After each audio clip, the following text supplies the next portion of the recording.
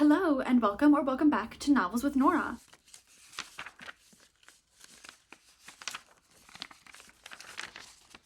And additionally, welcome to my May edition of my Buzzwordathon vlog. Woo!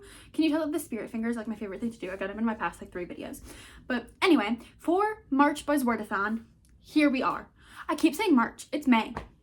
Months should not be allowed to have the same first letter because I get too confused. June and July, May and March, miss me with that. Get me something with different letters. Anyway, we are solidly in May at this point, and by solidly I mean today's May 1st. I keep having to double check that I'm actually saying May and not March, and that we are in fact in May and not some other month. We're in May. It's May Buzzwordathon. Here we go. Okay, I got this. I can do this. It's my finals week for grad school, and I'm feeling it, okay? It's getting to me. But anyway, welcome to May Buzzwordathon. I can do this. So, for this month's edition of Buzzwordathon, our title prompt is 2 with 1 O and then 2 with 2 O's. So, either of those words or both need to be in the title. The cover prompt needs to be a book with eyes on the cover.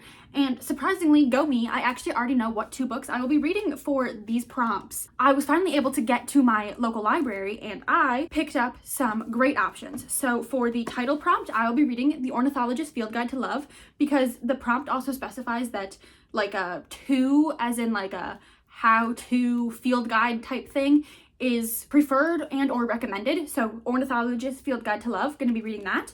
And then for the cover prompt, we have The Eyes Are the Best Part, which is a Booksandlala recommendation. And if you're not familiar, she's the one who hosts this readathon. So really excited to be reading this. And also eye in the title and right there on the cover, the eyes are the whole point.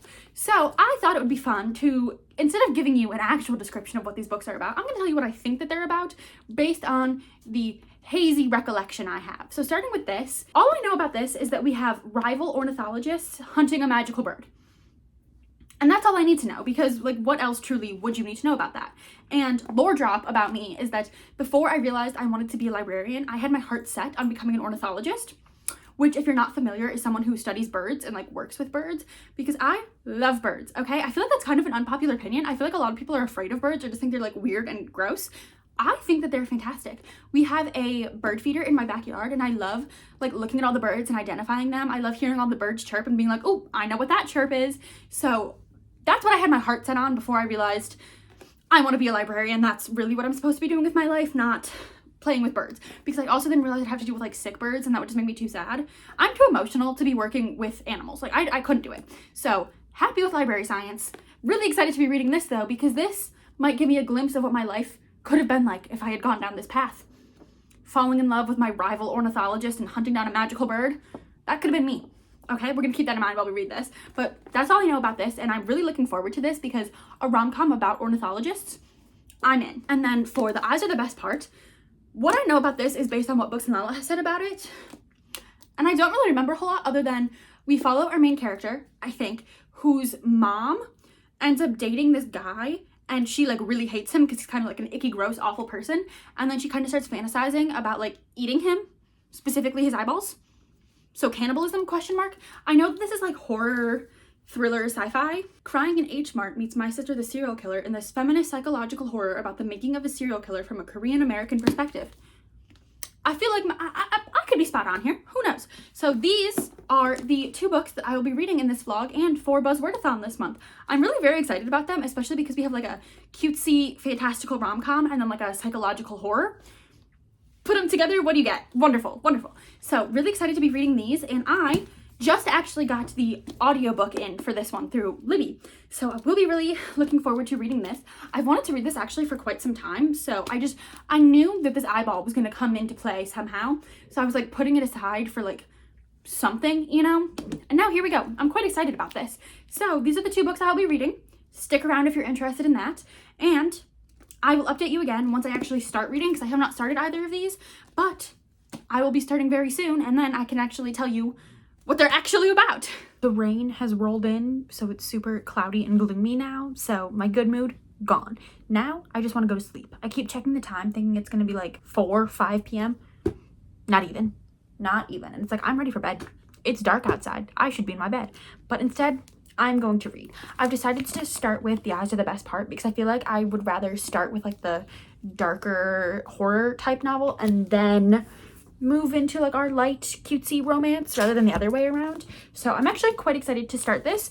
So let's just get into it. I do think I'm gonna end up picking up the audiobook, especially because of how tired I am. I feel like having the like audio as well as like the physical will help me just stay focused and like stay awake. So I probably will end up picking that up. Also, this cover is just stunning. I was really looking at it. It's hard to tell with like the plasticky part from the library, but there's like this pattern up here and then yeah, creepy eyeball, but also like the like chopsticks are really pretty. It also says here rage is best served raw, and I didn't see that before. Also, I'm just now realizing the chopstick actually goes through the eyeball. Before I thought it was just holding it. Okay, we love a cover analysis. Okay, so let's just get started.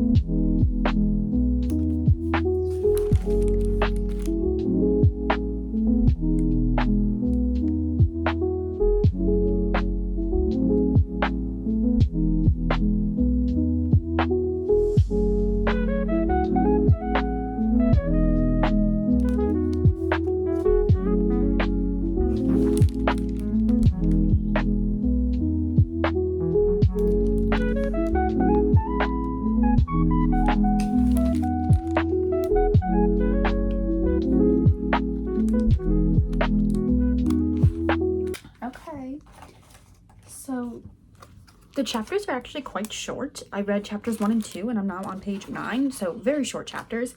And it starts, well, first of all, the like chapter headers are chopsticks. I don't know if you can tell, but they're chopsticks.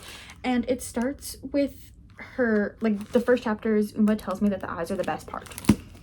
So, and it starts with our main character's mom eating a fisheye, but the way it's described is so visceral and so gross, I guess. Like, eating fish eyes isn't gross, but the way it's described and the way it's our main character and her sister and the way that they like are vehemently against eating the eyes, but the mom is just like gulping it down. It said there were like still bits, like gelatinous bits clinging to it. I was like, don't tell me that.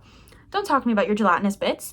And I kind of have a hard time with like eating as horror, if that makes any sense, where like if it's like food and like gross food, I don't even know how to explain it, but like eating in horror, the way it's described, something about it really gets me, and I feel like that's gonna be what this is. So we have our main character Jiwon, I think is how you'd pronounce that.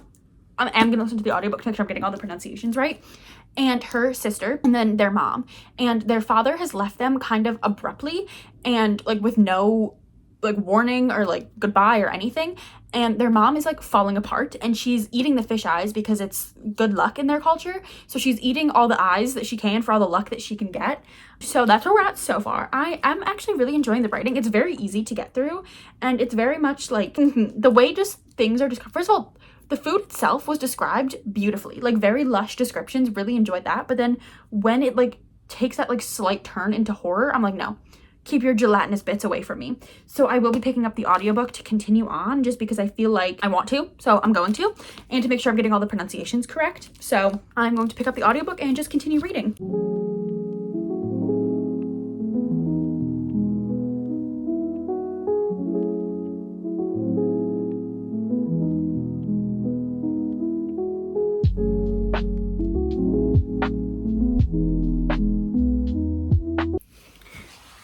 The real horror in this book are the men. Oh my god. Okay, so our main character is in college and she was in line to get coffee, and there was like a group of frat bros in front of her, and they were fetishizing Asian women and how, oh my god, they used the line, once you go Asian you'll never go Caucasian. Horrible. And they were just talking about like how good Asian women are in bed, and then one of the boys from her philosophy class was behind her, and first of all, he was wearing a "Nevertheless She Persisted" shirt, and he had asked her what was wrong because he recognized her and like recognized that she was upset, and she tells him what's wrong, and he clenches his jaw, his hands ball into fist. Who were they? He turns around if he's going to rush back into the coffee shop. And then she's like, it's fine, just forget I said anything. And he said, it's not fine. Those guys are assholes. If you Google toxic masculinity, you'll probably find pictures of those clowns. They don't understand all the shit that you women have to put up with. It's important that women feel safe around me. You don't have anything to be embarrassed about. They're the ones who should be embarrassed. Now, I'm sure that this man thinks that he's doing something right, but oh my god, if a man ever said that to me, I'd be like, if a man came up to me and was like, it's important that women feel safe around me, I immediately feel unsafe. So we'll see how things persist with that character. But then at the end, she says, I watch him disappear into a crowd of students before getting up. It's strange. I can't think of the last time anybody was this kind to me. And like, yes, it was like a kind thing of him to do, but like, I don't know, I fear for what's going to happen there. Also, her mom had just been discussing this article that she read where a journalist went on 100 dates with 100 different men, and how she came to the conclusion that Korean men were the worst to date and that white men were the best. And then she was like, I never should have married your father. I should have found a nice white man. They're tall, they're nice, they never beat their wives. And I'm like, okay. And this is a white boy that she's talking to, so I fear that we're going to see some parallels there. But she also ate her first fisheye. That was really something. And then she was talking about how, like, as soon as she finished it, she was like hungry for more. And I was like, oh, okay. So curious to see where we're gonna go from there. But I read that and I was like, something is fishy about that boy. So curious to see what's gonna go on there. But like, also just like male feminists, something about them just really puts me off, you know? If you're unfamiliar, I did my undergrad in women's and gender studies, so like in feminism pretty much. So I feel like also there were no men in there. It was all women. So curious to see how that, you know, continues on, but also I feel like it's not going to go well. You know, they don't know what you women have to put up with. Gave me some icky vibes. So we'll see. But like, again, the real horror, men. So we will just continue reading, but I'm really enjoying it so far. The audiobook, I'm liking it. It's just, I have it set on 3 times speed because I read quite fast. And it still feels a little slow for me, actually. Like, I feel like I could read faster without the audiobook. So interesting there, but I am really enjoying it, so I'm just gonna keep reading. I've made it to page 62, and I was getting hungry while I was reading, and then there was a dream sequence where she was just like eating eyeballs, just like a whole bunch of eyeballs. She was eating all of them, and it was like describing how they would like burst in her mouth. I said, I'm putting it down. I'm going to cook myself dinner and I'm putting it down. So I'm gonna eat dinner and then I'll continue reading. Yeah, I had to do an eyeball dissection several times in high school, and the thing is, I actually enjoyed it. Like, I thought it was fascinating, but now I cannot help thinking about how, like, if you've ever dissected an eyeball, you know, like, you have to, like, cut into it, like, gently, because otherwise it will, like, spew onto you. Yeah, and that's all I can think about, and the way it's being described is, like, so visceral. So, writing, fantastic. Vile, though, however. So, I'm gonna eat and return to this once my food has settled in my stomach, because wow. And still the horror is men. The horror is men. So, gonna keep reading after dinner.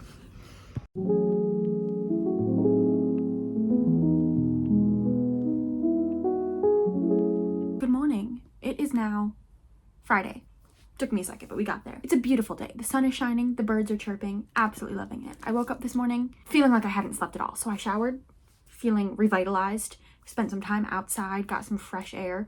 I just turned in my final assignment for my last class for my first semester of grad school. So I am fully done with my first semester of grad school.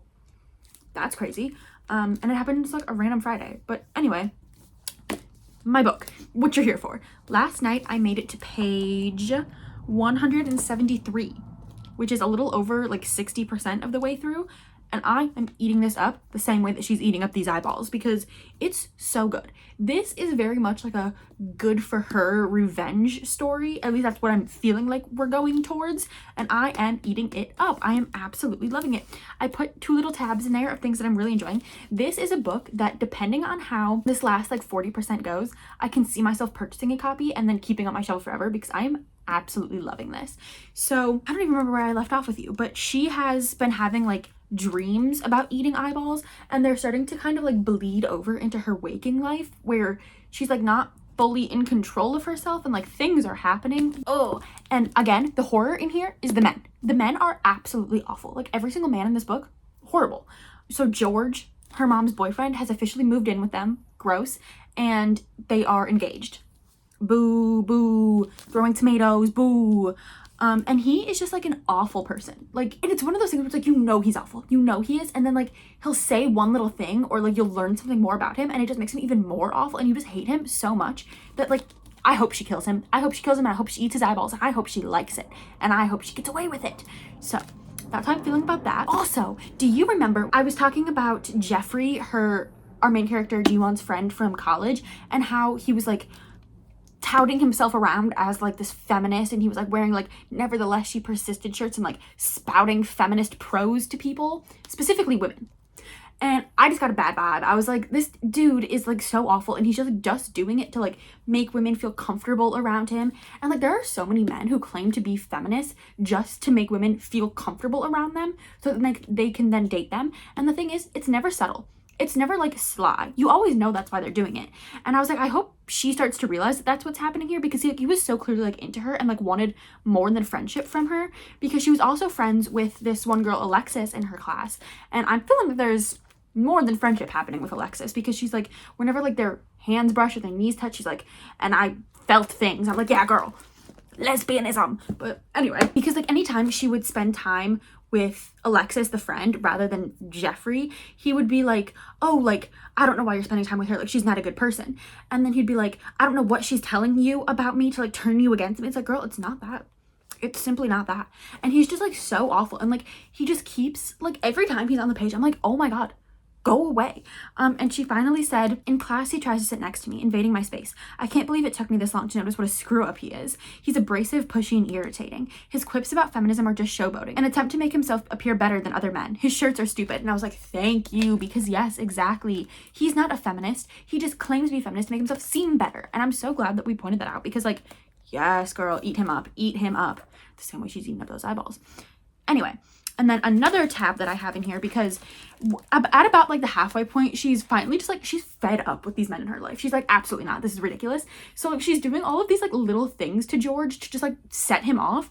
But they're like little things that can't really be traced back to her. Like, he kind of knows it's her, and everyone kind of knows that she's doing it, but like there's no proof that she's the one doing it. So it's just like making him angry, but like in ways that he can't really like take out on anyone. And she goes, as later experiences would confirm, to deal with a man like that, a man like George, you have to pull the rug out from under him. Not all at once, of course. A small tug here, another one there.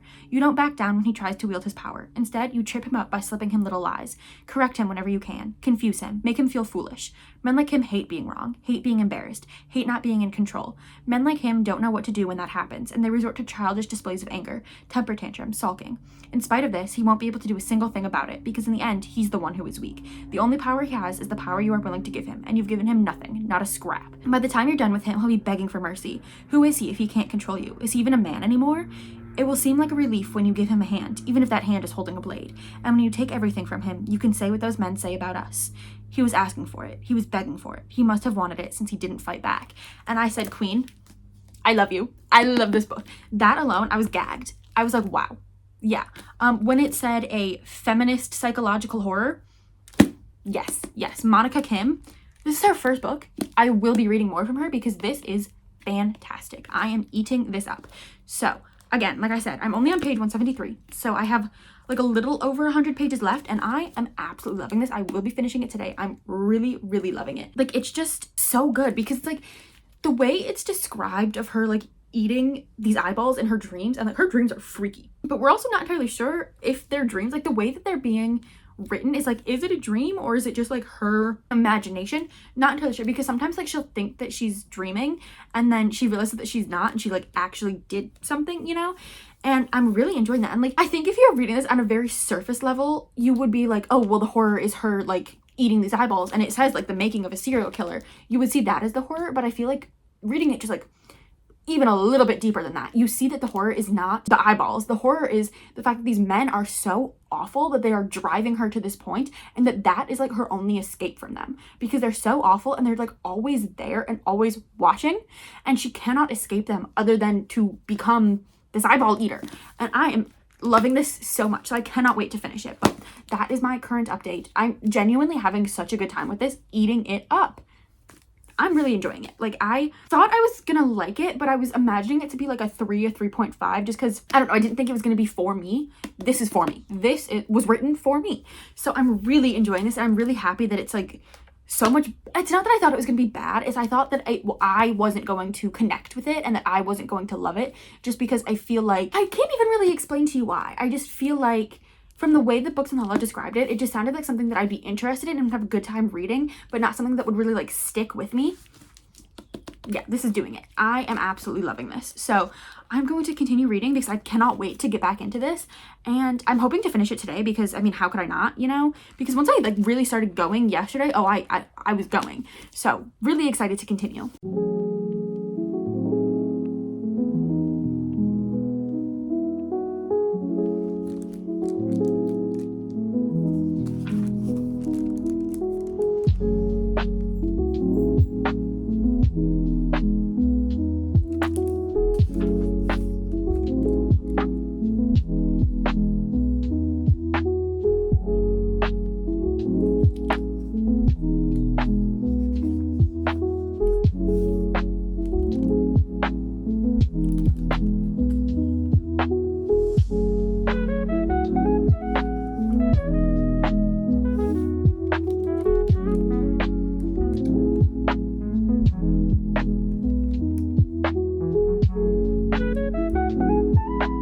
So as you may or may not be able to tell, I did finish it.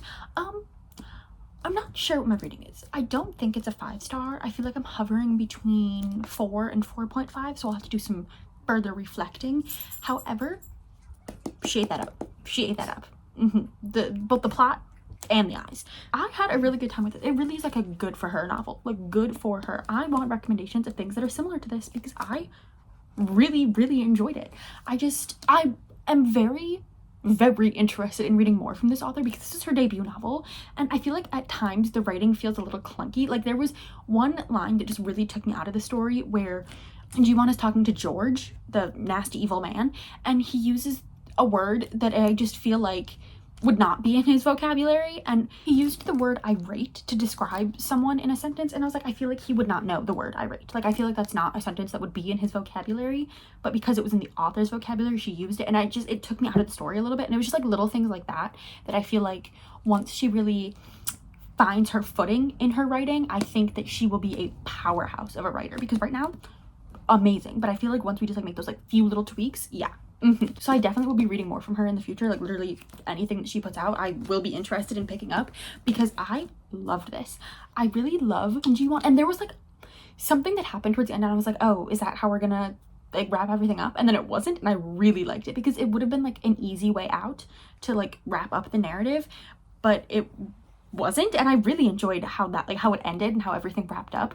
I really enjoyed this. I will say it wasn't as gross or gory as I expected it to be based on the way other people had described it, because like, yes, there's descriptions of her like eating the eyeballs and like biting down on it and sucking the juices out of the eyeballs, but it wasn't nearly as bad as I thought it was going to be. So if you're worried about picking this up because you think it's going to be too graphic and gory for you, I say give it a try. It really might surprise you because I didn't think it was that bad at all. Granted, my tolerance might be a little bit higher than yours, but like, I feel like it was not nearly as bad as I thought it was going to be. So on like the gore aspect. However, I really did like it. I love Jiwon as a character. I love how she just like comes to the realization like men ain't shit, and she said, I got this handled, don't worry. And I love that for her. And I like how it ends where it's not like perfectly wrapped up in a little bow, right? Like, she's still got some tendencies, you know, but like the actual like plot narrative is like wrapped up and it's like a satisfying conclusion. And satisfying is the word I would use. Like, you end and you're like, yeah, good for her, you know. I really loved it. I feel like it was a really good mix of like a coming of age story mixed with like the psychological horror. I really, really enjoyed it. However, I will say a lot of the horror takes place in like dream sequences, and I didn't love that aspect, hence why I don't think it's a 5, but I did really like this. So that is the best part. I think I am going to, because I like just finished it, so I think I'm going to reflect on my thoughts and then probably update you again once I feel like I've marinated a little bit, and then give you my final star rating and like any other thoughts that I have. But I did really like this. It was a very good book. Also, it was like a quick and easy read, which doesn't seem like it would be, but it like the writing is just so digestible that it was like, it was very easy for me to get through, and like it kept me hooked, especially because the chapters are so short. Especially towards the end, the chapters were like 1 or 2 pages, so you were like flying through it. So I really enjoyed this. I had a wonderful time with it, and the way it's like every man that comes into her life was like, please, and she deals with them. Yeah, she does. So I really had a great time. Really enjoyed this. I think it's probably going to be between a 4 and a 4.5, but I want to think on it and see what sticks with me. And so I think that's probably all the reading I'm going to do today. I'm not sure if I want to start Ornithologist Field Guide to Love today or tomorrow. For now, that's all from me, and I will update you again when I have more put together thoughts and an official star rating, and then we'll go from there. Hello and good morning and happy Monday. I did not film anything over the weekend because I just didn't really read that much, and so I didn't really have a whole lot to say, but I've decided that my rating for The Odds of the Best Part is a 4-star because I feel like there's a lot of things that I really enjoyed in here, but there were some things that I feel like could be better, and I feel like this author's next book will be a 5 for me, depending on the plot, obviously, but I feel like there's a lot of potential here. It was really slow going at first, which like is fine, but it just kind of took me a little to get into it. The short chapters definitely helped, but it definitely took me a little to like really sink into the plot. And then like I mentioned before, like some of the writing, just like some characters said things that felt a little out of character for them, so I just couldn't give it the full 5, but definitely 4. Really enjoyed this and highly recommend it to anyone looking for a good for her slightly gory novel. So that's that. And then I did start The Ornithologist Field Guide to Love, and I will say the cover's doing that thing where it doesn't stay closed, which is really annoying, but it is what it is. But also this looks like it would be the type of paperback that would be really stiff, but it's not, which is really wonderful. But I have made it to page 106, and I'm really enjoying it. This is so much more fun than I thought it would be because all of the birds in here are like mythical, magical birds, not real birds. And I guess I didn't realize that, but I'm really enjoying it. So there's just like a lot of things in here that are like fantastical, so it's like a cozy fantasy, and I'm really enjoying it. And there's also like a mystery aspect. If you've read this and you like it, I would recommend the what is it called? I don't know what the series is called, but A Botanist's Guide to Society and Secrets. I don't even know if that's the first book, but I'll put a picture of the series in here. Those books are very similar. We follow Saffron Everly, who is a botanist at Oxford, and she's dealing with like being like the only woman in her field and like trying to like claim her place, but then also solving murders and like being embroiled in these mysteries. And this is very similar, and I really love that series, and this feels very similar because we follow Beth Pickering, and she is an ornithologist, but she's also like the youngest professor at Oxford. And while there is like a little bit of her being a woman in this field, there's a lot of other women in the field as well, so that's not like the main plot aspect here, which I am enjoying, because with like the Saffron Everly mysteries, which I think is actually the series name, her being a woman kind of like is a problem throughout the series because it's like she can't get into certain aspects and she's looked down upon, where here that's like a little bit how it is, but mostly these men are just intimidated by her because she's so much smarter than all of them. So there's like a little bit of that, but not as much. However, I'm absolutely eating this up. It is so funny because right now we're following Beth and Devin Lockley, and they're academic rivals because he went to Cambridge but also came from, so they're rivals because of the schools they went to, but also Beth works under this woman Hippolyta, and Devin works under this other like evil ornithologist guy, and so their like mentors are rivals, which puts them as rivals as well. And they're on this like journey right now to become ornithologist of the year or birder of the year, and there is like someone pulling strings in the background, and we kind of get their perspective. We don't know who they are, and they're like pulling the strings to put Devin and Beth together and get them to win this competition because they think it'll be like good publicity. So it's really interesting. We're getting mainly Beth's perspective, but then also a little bit of Devin, and it's like I am eating it up. There's a lot of just like little funny things in here, and like Beth is like she's a very proper woman. She clings to her manners and her good graces, and Devin is like the devilish rogue character kind of, and so like their personalities are really like butting heads, but like they both are like very attracted to the other, but they're trying like not to let it show too much. So I'm really eating it up. And there was just a scene where like everything that could go wrong has gone wrong, but like in a really silly way. And they just pulled up to this inn, and they were like, oh, we don't have rooms for these unmarried man and woman. And they were like, oh, but we are married, my darling husband. And they were like, okay, so I can give you a room, but like there is a bit of a bed situation. And I was like, oh no, there's only going to be one bed. There are 7 beds in this room. 7. And I just think that's like a really funny twist on like the expected trope. So I'm really having a very good time. I do kind of wish I had the audiobook because there's a lot of like British slang and things, and I just feel like reading it with a British accent would be good, but I cannot do a British accent, especially not in my head. So I do wish I had the audiobook, but I don't. It's taken me a little bit longer to get through it just because of all like the British jargon and things, but I'm really enjoying it. It's really fun. Definitely not at all similar to this. So I think putting these two together was good. And like I said, I'm about 106 pages in and I'm having a really great time. It's super silly, very funny, but also kind of like steamy. So I am really enjoying this and I will just keep reading and keep you updated.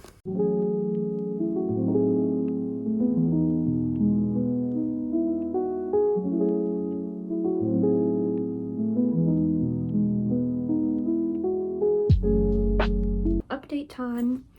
Admittedly, I didn't read anything yesterday. We ended up having to take our little dog to the vet. He's fine, thankfully, but it put me in a mood and I didn't end up reading the rest of the day. But today, Tuesday, I have read. I am now, I'm over 50% through. I'm on page 204 and I'm still enjoying it. I'm just not liking it as much as I want to. Right now, I was feeling at first like a 3.5, but as we get further in, it's starting to feel more like a 3. Just, it feels repetitive. Like I'm not bored, but I'm getting there, you know, like it's not keeping me engaged because it's a lot of, oh, we have to do this because of this birding competition, and then they go to do something but they get thwarted by something happening, and then they are like, okay, well, here's our next step, and as they're going on to the next step they get thwarted by something else. And it's just like, I feel like there needs to be something else happening here because at this point they've already kissed. I didn't expect that. I thought this was gonna be like a slow burn. We weren't gonna get anything till the end. They've already kissed. They've slow danced together. They kissed in public for the newspaper. They got a picture of them kissing printed on the front page of the newspaper. So it's feeling like we know that they like each other and they know that they like each other. They're just being dense about it. So it's feeling a little repetitive is the right word. And it's like, I'm not bored yet, but I'm starting to get bored. Like I'm finding myself skimming over paragraphs a little bit when it's just like describing the way they're looking at each other. And it's like, I get it. You're both wanting to jump each other's bones, but like just do it, you know. I'm just feeling a little like get on with it, you know. I will say it's making me crave a scone. These people are eating scones and I'm like, I've never liked one before, but I want one now. So that's really my update. It's just I'm feeling tired with it, you know, because one of the things that I love so much about the Saffron Everly mysteries that I was talking about earlier is that the romance aspect is like very slow moving. Like it's such a slow burn that I think the 4th book is coming out and like they're not together still, and there's like other people thrown in the mix, and I really like that. But I also really like the aspect how each book is a different mystery, but they kind of like build on each other, and the mysteries take us on like, we're like uncovering new things as we go, like as mysteries do, where it's like you learn one thing and it kind of recontextualizes what you know, so then you go forward differently. This, they just keep trucking forward without really taking into consideration what's happening, and it's just now, like on page 200, that they're learning that something is amiss. And I'm like, guys, it has taken you so long to realize that something's not quite right here. And it's like, and I think that's what's also just making it a little bit more exhausting, is we as the reader know that they're being set up because we're getting the perspective of the people setting them up. So it's like, we know what's happening more than they do, but the way that they're acting, it's just tiring to read, honestly. So I'm gonna finish it because I am having a good time. I am enjoying the writing. I think it's fun. It's a good time. It's just, it needs to be like 100 pages shorter at this point because we keep getting scenes of them like they are about to uncover something and then one of the magical birds starts attacking people and they have to step in and like capture the bird. And like it's fascinating and I'm enjoying learning about like all these different birds, but it's like the same thing every time where they're like really close to figuring something out and then they have to capture a bird. And it's not like they're capturing a bird in a fun way. It's just like, here, get me a net. Here's the bird. And so it's just feeling repetitive and tiring. Again, it's like fun and it's a good time. A romp, if you will. I love using that word. I feel like it's a very British word and I feel like they would use that. I just wish that we were moving a little bit faster, I guess, because it's like a 340 page book and I'm on page 200 and I just am feeling like I've read 200 pages, you know? So yeah, it's definitely interesting. I'm liking the aspect that they're like being set up for this and I like how that's going. And also I like that it's not a malicious intent for what's happening. I don't want to spoil anything, but the people who are setting them up do not really have a malicious intent. They just are the people who happen to be the most entertaining for the British public. And so like I'm enjoying that aspect. It's just, I need it to happen in a way that's not aggravating to read, because like I said, we as the reader know that they're being set up, but they obviously don't know that. So the way they're acting is like they think they're just like on this competition, but we as the reader know that's not the case. So it's just feeling a little bit like, okay guys, start solving this mystery a little bit quicker, please. So I don't, also they're supposed to be like such smart people, and it's taken them this long to realize that something's amiss. You know, I am enjoying it, and I don't think it'll be lower than a 3-star because I am having like, it's fun, it's a good time. It's very cutesy. It's very like, ooh, hee hee hee, giggling, kicking my feet. But I just wish there was more of that and less of the, let's capture these birds. Because like you can be an ornithologist and we can have like the ornithology aspects without doing it over and over and over. Like, I really love Beth as a character because she's like very antisocial and like very introverted. And she like thinks in terms of like ornithology terms. So she'll like think something and be like, oh, it's like that one thorned owl, and like she'll like make connections between like things she's experiencing and feeling and then like the birds and like what they do in their bird lives. And I really enjoy that. I just feel like for how smart we're told that these characters are and that we've seen them be, they're being quite dense about this whole experience. So they drink a lot of tea, and there was just a scene where they were eating scones and I was like, I want a scone. Where can I get a good scone around here? Yeah, I don't know. But I'm having a good time. I just know I could be having a better time. And I feel like that's something that I've been noticing a lot with the books I'm reading, is that I'm enjoying them, but I know that if certain things were different, I would enjoy them even more. So it just kind of makes me annoyed because it's like, they could have been so good. And it's like, part of me, when I was reading these this last chapter, honestly, I was kind of thinking like, do I want to DNF this?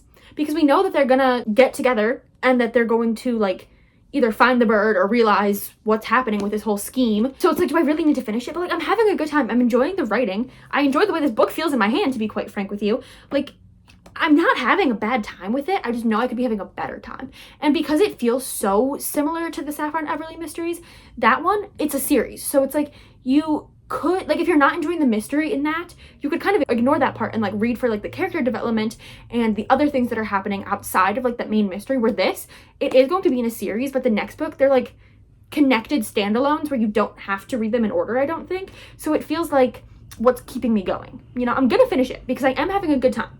Despite everything I've said, I am having a really good time with this. I really like Beth and Devin as characters.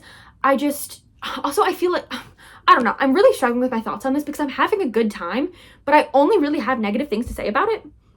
So I'm not really sure what's going on there. But I also feel like we are approaching our like third act breakup because they both keep being like, I really like the other, but like all of my like deep traumatic past is gonna come back and it's gonna make so we can't be together. And it's like, guys, you clearly like each other, just have a conversation. Like, you're both adults.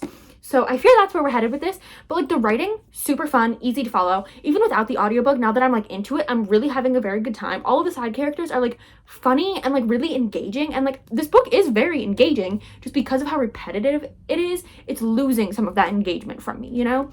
So those are my thoughts now. Like I said, I'm a little over halfway through. So I'm going to keep on trucking, hopefully finish it today or tomorrow. But that's where we're at with that.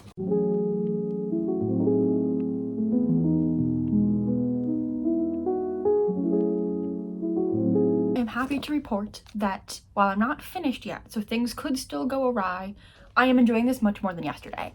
And it could be because I was in a bit of an off mood yesterday, so maybe that was like clouding my judgment of the book, or because we've like entered a new section of the book, so new things are happening.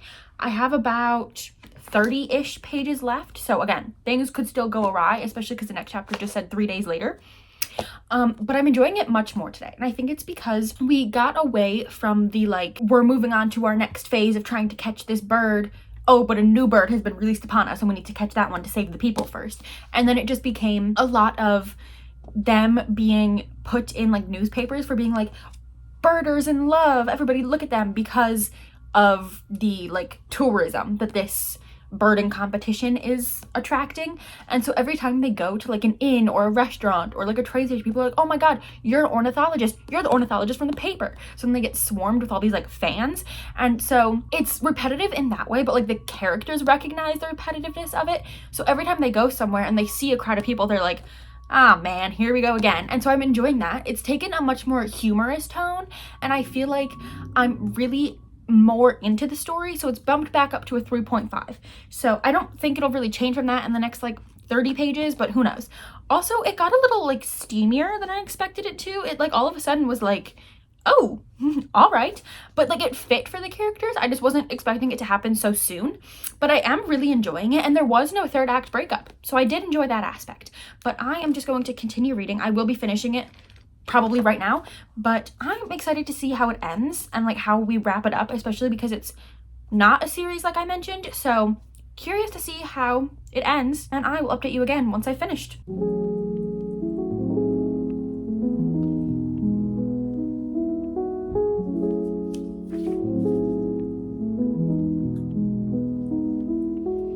Okay, so I have finished it. It is going to be a 3.5 for me. I enjoyed it. I just didn't love it. Like, I would definitely recommend it for someone looking for like a fun, lighthearted, silly, good time with also some like heavier aspects of like women in male-dominated fields and like women in like the 1880s, I think, in Oxford trying to like claim their place.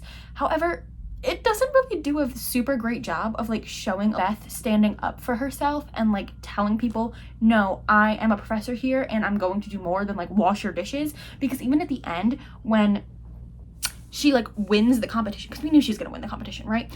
She says, she's like, I see good things in my future, including like tenure in a corner office and maybe even higher quality gloves for washing the dishes. We couldn't have left that out. We couldn't have just let her have her moment, you know? I'm not being able to have my moment right now. Wow. Clearly this dog is not a fan of feminism, but like I enjoyed it. I just feel like it could have done several things better, but it didn't.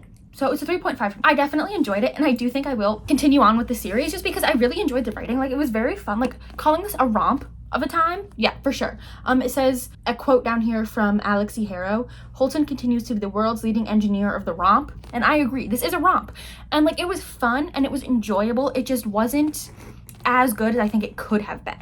I think comparing it to the Saffron Everly mysteries like I've been doing does those books a disservice, because like this was fun and magical and like a cutesy good time, where those are more like mysterious and like feminist, I guess. So like I said, had a good time, did enjoy this, might be continuing on with the series. I just feel like, you know, also the magic system that the birds like work within, I'm not sure if it's based on something real, but it was like a little confusing at times, just because, not confusing, but more just like it felt like the author had a whole world building worth of information about the type of magic and these birds that we just didn't get in this book. And I kind of am a little disappointed about that, because that was like a really fascinating aspect. I loved our characters though. I absolutely ate them up. Beth and Devin, fantastic. And we see them living happily ever after in the end, and I really enjoyed that. I just wish, so it was like the first 20% loved, the last 20% loved, the 60% in the middle boring. I found myself like not wanting to pick it up.